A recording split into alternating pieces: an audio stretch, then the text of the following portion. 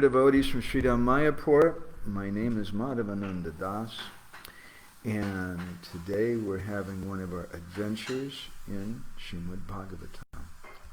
So today we'll be speaking in the 12th part of our discussion about the meeting in Kurukshetra, and we'll hear something in particular about today.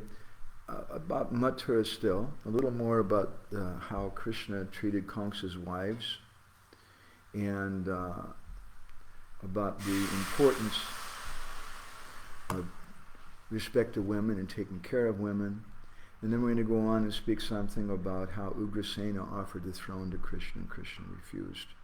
And maybe get on to how Krishna meets Devaki and Vasudeva for the first time since his appearance in the prison of Kamsa. We'll start with a few prayers. Gora Graganya Gana Gota Goloruharam Goranga Gudatama Gopyata Kopa Briksham Gopala Gada Ratidam Yati Singha Gora Govinda Deshi Kavaram Satatam Namami Narayanam namaskrityam naram shaivanadottamam Devim sarasvatim vyasam tato jayam udirayat Vedi Ramayanesh Chaiva Purane Bharate Tata Adavante Cha Madhye Cha Hari Sarvatra Giyate Mukam Karoti Vachalam Bhangum Langayate Girim Yat Kripa Tamaham Vande Shigurum Dinataranam Paramananda Madhavam Paramananda Hemadava Padunga Luchi Makaranda Se Makaranda Panakori Anande Bolo Hari Hari Harinka Name Vandavela Parikoribe Chakadola Se Chakadolanka Padaye Manamo Rahu Nirantare Manamo Nirantare Rahu Ha Krishna Boli Jiva Jao Ha Krishna Boli Jao Jiva Moteu Dada Radha Dava Moteu Dada Radha Dava Moteu Dada Maradha Dava Dharma projivikaita vocha paramonimachanam satam vedyam vastavamata vastu shivadam chapatrayon mulanam Srimad Bhagavate Mahamune Kute Kim Varparayishvara Sadyo Hridyavarudhyate Chakatibishu Shushu Bistakshanad Om Namo Bhagavate Vasudevaya Om Namo Bhagavate Vasudevaya Om Namo Bhagavate Vasudevaya. So looking back to our last session, we spoke something about Kamsa Vada, the killing of Kamsa. We heard something from Gopal Champu, where Jiva Goswami describes how after Kamsa was killed, Nanda Maharaj sent a message to Vrindavan with the news. And the residents of Vrindavan began to do a big kirtan. Kamsa's dead. Ding dong, the Kamsa's dead. And we heard something also, Kamsa Yoshitam Vilapa, or the Vilap, the lamentation of Kamsa's wives. And in that regard, we spoke something about Krishna's sweet words, and how he spoke in such a kind way, and how he was genuinely concerned about those ladies, and even though those ladies didn't appreciate him, and how Krishna arranged for the funeral of Kamsa. And we'll continue a little with that today. I'd like again to look back just a little bit and meditate on the mood of Krishna and how kind he is and how forgiving he is and how important a quality that is for devotees. In a letter Srila Prabhupada wrote in 1968, he said that I'm glad to learn that your cooperation for this society is appreciated by the authorities. We should learn to forget and forgive minor incidents, because whenever there are two men in a place, there's always some misunderstanding. So it's so important for devotees to forgive and forget. It's so important for devotees to give up sectarian prejudice. Bhaktivinoda, we heard from Chaitanya Siksamrita, we were stating how to be controlled by prejudice causes many problems. And from prejudice arises partiality, and from partiality comes disrespect for the truth. And how Bhaktivinoda said that you may think that someone's a Vaishnava just by the way they're dressed, but if you think like that, then that's some prejudice arising from sectarianism. And he says that if you're controlled by such false beliefs that a Vaishnava is only someone who wears a sari or a dhoti and tilak 24 hours a day, then you might not respect a real Vaishnava who's not wearing those marks.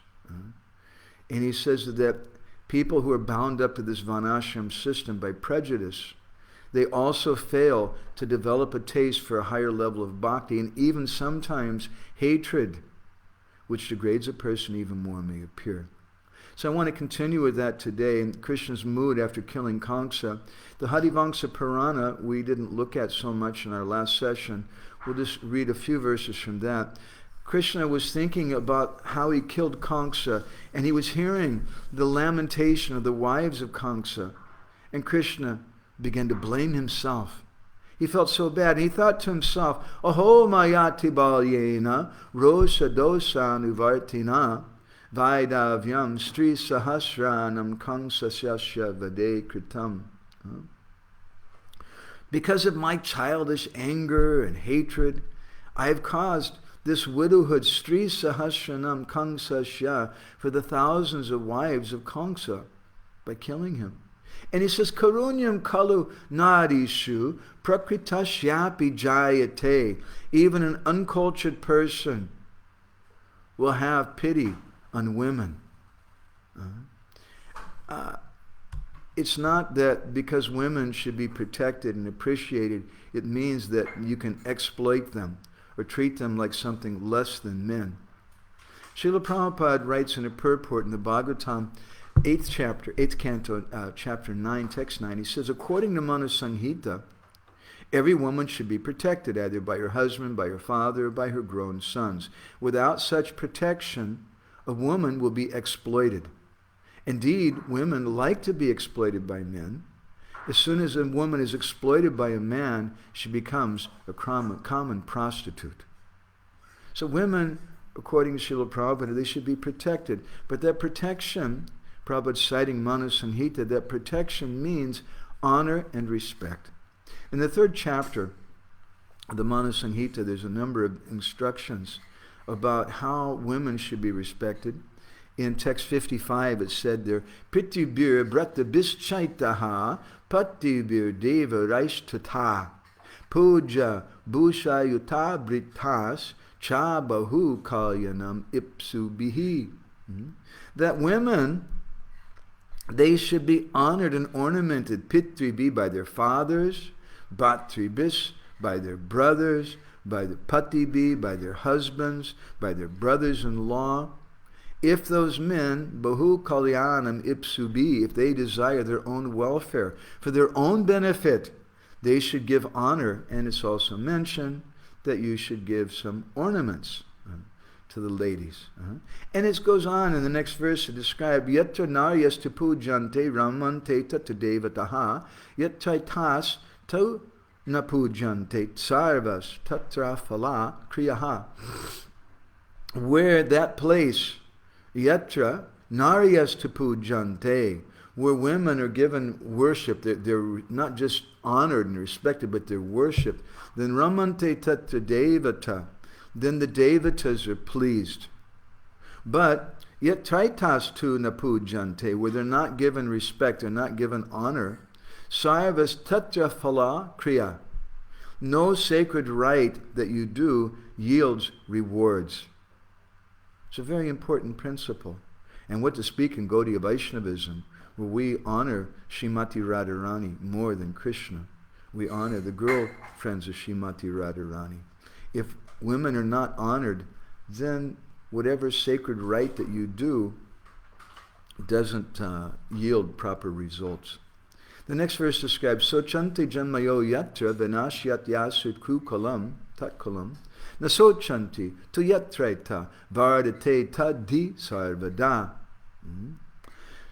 Where women are unhappy, the family very quickly perishes.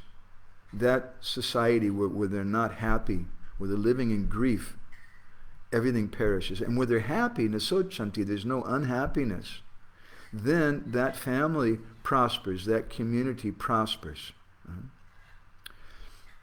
And therefore Manasamhita says, Upadhyayan dasacharya acharyanam satam pita sahasram tu pitin mata goravin atirichate. The acharya, the guru, he's 10 times more worshipable than a sub-teacher. And the father is 100 times more worshipable than the teacher. Here it's not, I said acharya, dasacharya, but acharya means that the common teacher, not the transcendental guru. But then it goes on to say, Sahasranam tu pitra mata goravanat tirichite. The mother is 1,000 times more worshipable than the father. The Garga Samhita describes what happened after Krishna killed Kamsa in the chapter 9 of the 5th canto, which is described Yadu Sokyam, the happiness of the Yadus. And Narad Muni tells Maharaj Bahulasra, Atta Devo Ramad Krishno Devaki Vasudevayo Samipam Jagmatu Sakshad Vrishni Bi Parivarito. At that time, after killing Kamsa, Krishna, accompanied by the members of the Vrishni dynasty, they went to Devaki and Vasudeva.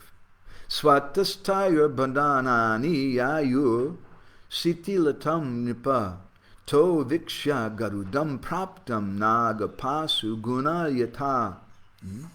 And when Krishna saw the situation, viksha means the sea. When Krishna saw their situation in Swatastayur, it said personally, bandhanani yayu, he went and he undid their ropes that they were tied with. Devaki and Vasudeva were tied up with bonds, and Krishna went and untied them. The Bhagavatam 44th chapter, text 49 describes, Raja Yosita Avasya Bhagaval Lokabhavana Yamahur Lokikam Samstam Hatanam Samakarayat. At that time, after he consoled the wives of Kamsa, then Krishna personally arranged for the funeral rites to be performed. And we heard something about how Krishna encouraged all the members of the Yadu dynasty to go to Kamsa's funeral. He encouraged all Nanda Maharaj and the cowherd boys who were there to go to Kamsa's funeral, meaning they're all going to get the blessings of those great devotees. And we spoke about how Krishna is so kind.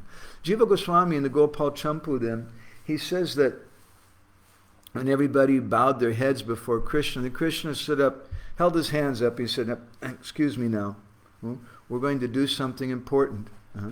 We're going to perform the funeral rites for Kamsa, and they also performed the funeral rites for Chanur and Mustika and all the different wrestlers who were there.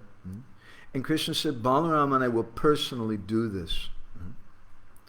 And he ordered, he said that Vasudeva and Nanda, they should go, they're tired, it's been a long day for them, they're old people, they should go back to their home. Just like our friend Doyle Mukunda was telling us that when the cows get old, they don't like to move around. They just want to sit in one place. And then they give them a place where nobody will bother them. Mm-hmm. But the young calves, they're just running up and down, back and forth, going crazy. And so Nanda Maharaj went to their place where they'd spent the night. Mm-hmm. And then Krishna, it said, we spoke in our last session how he took those dead bodies by boat to the northern bank of the Jamuna in a proper place and performed their rites. And then Akrura came to Krishna and he said, so Krishna, you said you would come to my house, please come.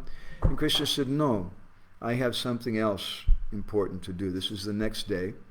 At that time, Nanda Maharaj, who's the best follower of etiquette, he took Krishna by the hand, and along with Balaram, he took them to the house of Vasudeva. Nanda Maharaj personally brought Krishna and Balaram to the house of Vasudeva. There's no envy. He's not thinking, oh, maybe Krishna's going to think that Vasudeva is his father. Nanda Maharaj has so much love for Vasudeva. He brought Krishna there. And he made Krishna and Balaram sit down. Now, at this time, there wasn't really actually a proper meeting. We'll hear something later about the meeting of Krishna and Balaram with Vasudeva and Devaki. At this time, there wasn't a proper meeting because so many people were all around and everything was very formal. So Krishna and Balaram were in the middle, Vasudeva and Nanda Maharaj on either side of them. And all the Yadus were in front of them. Everybody was crowding around to meet Krishna and Balaram. It's a nice thing, but if you want to have something sweet, you want to go to something small and intimate. When Sri Chaitanya Mahaprabhu was going to Vrindavan, he went to Ramakeli and he met with Rupa and Sanatan. And it's described in the Chaitanya Charitamrita that there were millions of people following Chaitanya Mahaprabhu. And Rupa and Sanatan, who were new people and who had surrendered to Chaitanya Mahaprabhu, they kind of raised their hand and said, please excuse us, but if you don't mind, we'd like to give you a little comment. This is not the way to go to Vrindavan with millions of people. And maybe that's a literal thing because it's hard to feed so many people. You're going to strip all the forests and gardens and everything wherever you go. But there's a deeper understanding. If we want to have some intimate association, we don't do it in big sanghas. Srila Bhaktisiddhanta Saraswati Thakur, he sometimes spoke about the difference between intimate Krishna Katha and what he called platform speaking. In the platform speaking, which he did sometimes, you can say some general things, Krishna is God, you should be vegetarian, you should be honest, you should be good, but you can't go very deep in things. To go very deep requires an intimate sangha. So Krishna and Balaram, now they were being crowded around, all the members of the Yadu dynasty, everybody was there, everybody wanted to meet them. And in front of Krishna and Balaram was Nanda Maharaj. And Nanda Maharaj was there to introduce all the elders and Akrura to the younger generation who were there. Krishna, he'd been troubled by the sobbing of Kamsa's wives. And at that time, Ugrasena, he came to meet Krishna. And he came before Krishna. And he brought with him all the different ceremonial emblems of a king, including an umbrella with a golden staff. And Ugrasena was standing there with his head down. My son did something really bad. He tried to kill Krishna's mother, Devaki. He killed all of her babies. Kamsa sent Putana to kill all the babies in Braj. Kamsa did so many terrible, terrible things. And Ugrasena was feeling responsible for that, even though Ugrasena wasn't actually the father of Kamsa, but still he's feeling like that. And we spoke in a previous session about who really was the father of Kamsa. When Ugrasena arrived, right away, Vasudeva and Nanda Maharaj stood up. And when they got up, then Krishna and Balaram also got up, and everyone gave respect to Ugrasena. Seeing this, Ugrasena felt very distressed, but he also reciprocated with their respect. And then Vasudeva and Nanda Maharaj, they put Ugrasena who was shaking with fear in front of them because all the members of the city were there. And they did this to establish the position of Ugrasena. This is Vedic culture. It's not that everybody wants to become the king or the important person, but rather they see Ugrasena, he's the most senior person, they'll put him in front. The Harivamsa Purana speaks about the Ugrasena Abhishek, or the coronation of Ugrasena. And the Harivamsa Purana describes that Ugrasena came out with his face lowered down in anxiety because of the bad things that his son had done. And then at that time, Ugrasena began speaking to Krishna. Sa Krishnam pundarikaksham uvacha yadu samsadi baspasam digdaya vacha dinaya sajjamanaya. There, in that assembly of the Yadus, in front of everyone, Krishna began to speak. Ugrasena began to speak to Krishna. And when he was speaking, Vacha Dinaya, his words were very humble. Sajjamanaya, his voice was faltering. There were tears in his eyes. And Ugrasena felt very pathetic. And he said to Krishna, "You have properly killed my son. He deserved it. This was good. And by killing him, you've done your duty. You've become famous everywhere. You've established the greatness of good men. You've made all the enemies in anxiety. You've reinstalled the members of the Yadu dynasty. You've made your friends proud. You've done so many good things. All the kings are going to depend upon you." And he said, "Prakritayo nuyashyanti stoshyanti tvam dvijataya sangdi vigraha mukyastvam pranam ishyanti mantrina." He said, now you should understand. Very interesting thing Ugrasena is speaking to him. Ugrasena is dealing in reality. Sometimes we don't live in reality. We live in fantasy. And even as devotees, we think, I'm such a great devotee. I'm so elevated. I go to see the cows every day. I'm making gardens and taking care of Tulsi. I'm practically an incarnation. And we live in a kind of fantasy. And we don't look around us and see what else is going on. We're not conscious of the feelings of other people. But Ugrasena was conscious. And this verse in Harivamsa Purana describes a very important quality of the leader, of the kings. He had his hand on the pulse of the citizens. And he told Krishna that the citizens, they'll support you. Dvijataya, the Brahmins, they're going to praise you. They appreciate you. The mantrina, the ministers, they'll bow down before you. You have the support of everyone. Now this is the quality that's required for a king. And Narad Muni, he was also interested in this. We hear in the Bhagavatam so many times Narad Muni was very interested in the behavior of Ravan. He's interested in the behavior of Kamsa. He's interested to hear how the kings are behaving. And everyone wants to see a king that the citizens will love, because that's the real quality. When the citizens support them, that's the quality of a manager. Not just that you know how to do accounts and you know how to be angry with people and shout at them and organize things, but when people love you and support you. And Ugrasena saw that Krishna had this.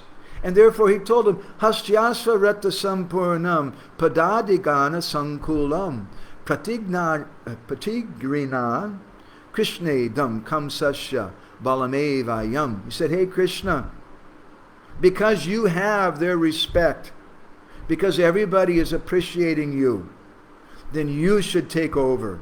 And what should you do particularly? Hastyasva. Hastya means the elephants. You should take charge of all of Kamsa's elephants, Rata, all of his chariots, his horses and infantry. You should take care of that. Dhanam dhanyam chayat kinchidrat nancha chadanani cha. And he says to Krishna that you should also take charge of all the wealth, all the food grains that are there, all the jewels, also all the women who were there, all the gold and everything, and you should take care of it, and also your men, the Brijbasis. In other words, Ugrasena was thinking maybe Krishna won't want to do this himself. And so he's trying to encourage him, no, your followers, they should also have this wealth. Because he knows Krishna loves the Brijbasis. This is the qualification of a real leader. He has his position simply on behalf of the Lord, simply on behalf of Guru. Historically, Lord Jagannath in Orissa, he has the title, he's the Rashtra Devata. He's the official state deity of Orissa. And this began in 1230 AD when the Gajapati king, Maharaj Anangabhim, he declared himself, I'm just the Rauta, or the deputy, and Jagannath, he's the Rashtra Devata, he's the real king. And Anangabhim even renounced, he gave up his ceremonial bath, the Abhishek, that's part of the inauguration ritual, and he publicly took a subordinate position to Lord Jagannath. And therefore Sanatana Goswami in Brihad Bhagavatamrita, he says that Rajam Utkalyam Palayan Swayam, that Jagannath personally protects the kingdom of Orissa. He's the man. He's in charge. So this is the proper mood of Ugrasena. Krishna told him, you should be king. Ugrasena said, no. Krishna, you should be king. Jiva Goswami and Gopal Champu explains Krishna's reply. And Krishna very humbly said, everybody knows I killed your son. I can't take that back. But it appears that his destruction was dependent on me. Nobody else could really do it. He said, but please don't mind. It's not really my fault. I heard about his enmity, but I didn't really pay much attention to it. And when I was a little child, just as a baby, Kamsa was sending his followers, including Putana, to kill me. But don't blame me for all of this, Ugrasena, please. He said, Putana, she gave me some pain when she offered her breasts. And because of that, because I was an innocent baby and Putana was causing me pain, it was because of that she died. And Trinavarta was trying to trick me. And because he was so cruel and trying to trick a small child, it's because of that he was killed. It wasn't because of me. And Vatsasura, this terrible demon who came in the form of a calf, because he desired to kill me and my friends, it was because of that he died. And Bakasura, he wanted to swallow me. Because of that, he died. And Vyomasura, he tried to separate me from my friends, and because of that very bad thing, my friends were disturbed by that. He died. And Agasura, it wasn't my fault. He wanted to eat me, along with all my friends, and because of that, he died. And Pralambasura, because he stole Balaram, he died. Brisasura, designed to kill me. Keshi, who came to eat me, he also died. He said, really, it's not my fault. Please excuse me. And then your son, Santakrura, and your son tried to kill me with that big elephant and the wrestlers. And he started shouting at me. I became frightened. I didn't know what to do. So I tried to do some atonement, and I gave respect to touch his hair. But I just grabbed a small portion of his hair, and just by grabbing his hair, I don't know what happened, but he died. Please don't be upset with me. And actually the real reason why he died is because of his sinful acts. So if I killed him, then how can I rule this kingdom? How can that be pleasing to me? And he says, if I accept this kingdom, then devotees, they'll gossip about me.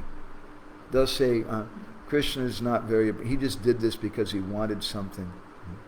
And then the Harivamsa Purana, Krishna tells Maharaj Ugrasena, Tasya kritva naradresya vipanas yodva dekikam sasnuso iham sabascha charishyami mrigasaha. He says, now I've done the funeral rites of Kamsa, and now I'm going to go to the forest to do some penance, because that's what you should do after you've killed someone. Now, indirectly, Krishna is describing something else. And in the Harivamsa Purana, it reveals that. Aham sa eva go madhye gopaisaha vanechara. Vana means the forest, and Krishna is going on to say, Aham sa eva go madhye gopaisaha vanechara. You should know, I'm always with the cows. I live in the forest. Piti mam vicharishyami kamachari yata gajja. I'm like an elephant wandering around in the forest. Etavachata sopevam satyenaiva bravimite name karyam nitat vena vigyapayam kriyatam idam. He said, I live in the forest. I live with the cows. I don't deal with all these kingdoms and everything like that.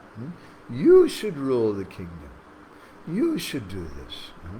Jiva Goswami explains in Gopal Champu, Brahmanda kotisvara tati tucha yashekshate Vishnu padeshita cha satasya goloka mahindasuno kamya katam kangsaka raja lakshmihi. He said, why would Krishna desire Kamsa's wealth when he has the wealth of millions of universes and the wealth of Vaikuntha? So when everybody heard the words of Krishna and they saw his very gentle conduct and how he was standing there for some time just in a very humble way, tears came to the eyes of everyone. But at that time, Vasudeva became afraid, and Nanda Maharaj was very, very happy because Krishna was talking about how can I be the king? I live in the forest. I take care of cows. And Nanda Maharaj says, yep, that's right. You're coming back with us. And Vasudeva was shaking his head, no. So Krishna said to Ugrasena, you should be the king. And if you do that, then I'll help you for a few days. Otherwise, I want to return right away to Vrindavan. And then I'll be fully happy. Prabhupada writes in the purport to the Gita, chapter 2, text 4, he said, respectable superiors like Bhishma, the grandfather, and Dronacharya, the teacher, are always worshipable. Even if they attack, they should not be counterattacked. Even if a superior attacks us, we shouldn't argue back with them. I mean, Prabhupada goes on to say it's a general etiquette that superiors are not to be offered even a verbal fight, even if sometimes they're harsh in behavior. They should not be harshly treated. An important thing. And Krishna's teaching us like this. Krishna's teaching such a wonderful culture he has. He's giving respect to Ugrasena because Ugrasena should be the king. And Krishna's speaking such sweet words. Please forgive me. It really wasn't my fault that Kamsa died or all these other demons. He's speaking in such a very, very sweet way. So Ugrasena at that time, he became quiet. And Jiva Goswami says that Krishna, who was wanting, he was hankering for the love, for the prema of the residents of Gokul. Just like a drug addict who starts shaking if he can't get his fix, his drugs. Krishna was missing the residents of Vrindavan. And so very firmly he put a crown on Ugrasena's head. And then, at that time, Krishna and Balaram, they went to offer their obeisances to Vasudeva and Devaki. And when they went and they bowed down before them, Vasudeva and Devaki said, "Ooh, no. The 51st verse of the 44th chapter, the 10th canto, describes Devaki Vasudevascha Vigyaya Jagad Ishvaro Krito Samvadano Putro Sasvajate Nasankito. Very nice poetry in the verse. Again and again the same syllables, O, are repeated. O. At that time, Vasudeva and Devaki, they understood that they had this Vigyai, this understanding that Krishna is Jagat Ishvara. He's the Lord of the universe. And they just stood there with folded hands. And Sasajate Na, they didn't embrace Krishna and Balaram, and rather Sankito, they were apprehensive. Because at the time of Krishna's appearance, in the prison of Kamsa, Vasudeva saw the four-armed form of Narayan. And today he just saw this great elephant being killed and these terrible wrestlers, Tanu and Mustika and Kamsa being killed. So Vasudeva was thinking, Krishna is Bhagavan. How can we accept obeisances from them? Krishna and Balaram, they were thinking, we want some affection. We miss that. They were thinking that Devaki and Vasudeva would take them in their laps and caress them. But they weren't doing that. It's described elsewhere that Vasudeva, he addressed Krishna, Yuvam nana suto sakshat pradana puruseshvara. They told Krishna, he said, Yuvam nana sutos, you're not actually our sons. Rather sakshat pradan pureshvaro, you're directly Bhagavan, you're God. This is a complete opposite of the mood of Nanda Maharaj. And we'll speak perhaps something later about this and how Uddhava tried to explain to Nanda that Krishna is not your son. And Uddhava, although Uddhava was speaking in that way, Nanda Maharaj wouldn't accept it at all. So seeing their Nanda Maharaj, Devaki and Vasudeva feeling afraid, then Krishna and Balaram began to speak to them, and they addressed him, Mata, Pita, and they spoke in a very, very sweet way, addressing him as mother and father. And then when that happened, their feelings of Aishvarya disappeared. Prabhupada describes in a purport in the 10th canto, chapter 3, text 47, he says, Srila Vishwanath Chakravarti Thakur discusses that Krishna appeared simultaneously as the son of Devaki and as the son of Yashoda, along with the spiritual energy Yoga Maya. As the son of Devaki, he first appeared as Vishnu. And because Vasudeva was not in the position of pure affection for Krishna, Vasudeva worshipped him as Lord Vishnu. There in the prison of Kamsa, they fell down on their hands and knees and they began to offer prayers. But my Guru Maharaj used to say that Yashoda never offered prayers to Krishna. Rather, Yashoda tied him up with a rope and chastised him and threatened to beat him with a stick. And therefore Prabhupada goes on in his purport there. He says, Yashoda, however, pleased her son Krishna without understanding his Godhead. This is the difference between Krishna as the son of Yashoda and as the son of Devaki. So the Bhagavatam 45th chapter begins by describing the meeting of Krishna with Devaki and Vasudeva. And it said there, Pitarav upalabdhartao viditva purushottama mabud iti nijam mayam tatana janamohinim. That Krishna at that time, understanding that Vasudeva and Devaki were aware of his opulences, he thought this is not good. And therefore, iti nijamaya means his maya potency. Krishna expanded his yoga maya potency to bewilder the devotees. Sanatana Goswami in Brihad Vaishnava Toshani comments in this verse.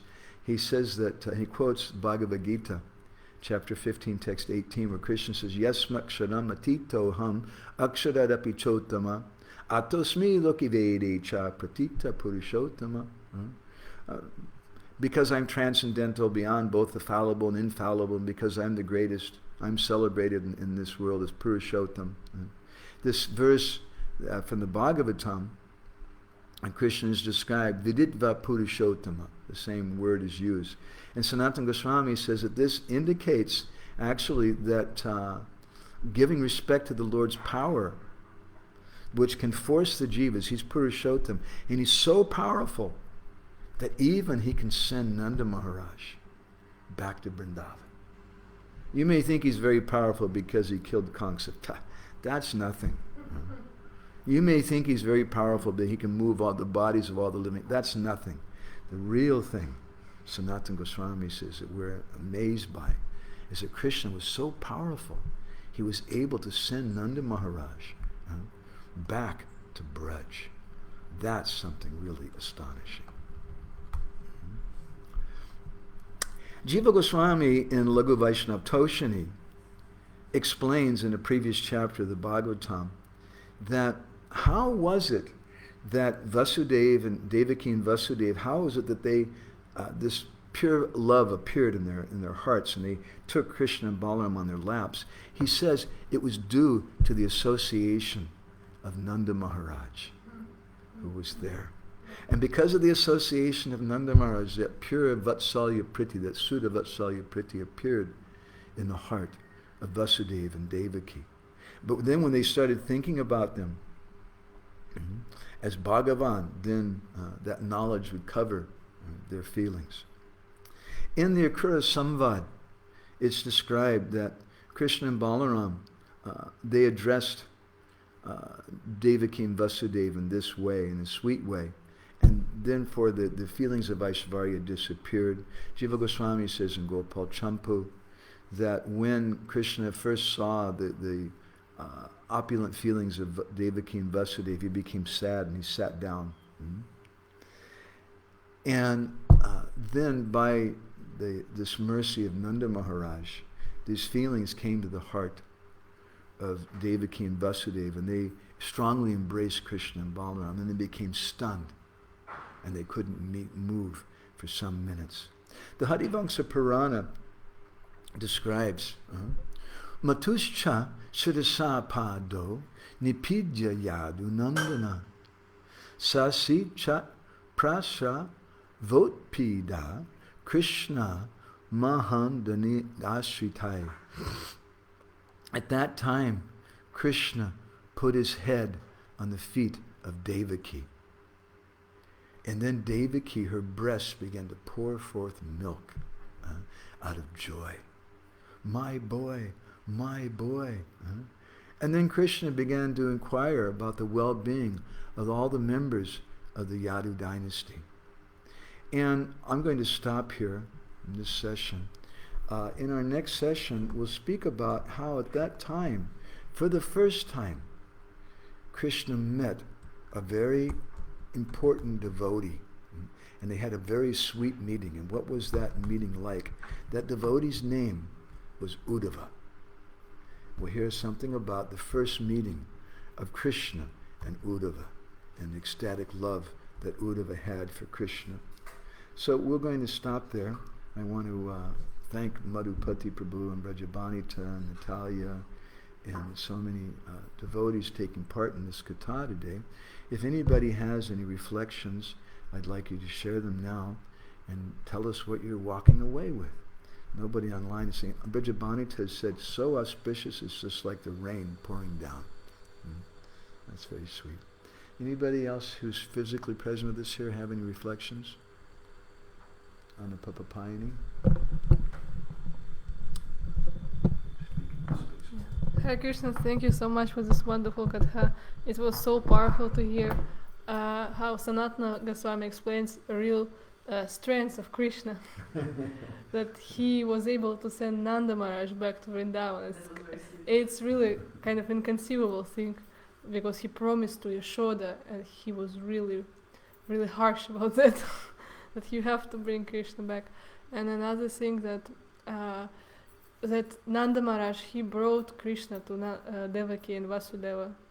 So he didn't have any envious, and some souls he was just simple, and it's really beautiful. And also that his presence awakened this Vatsalya Priti in their hearts, and they were the Vasudeva and Devaki, they were able to put Krishna on the lap and kind of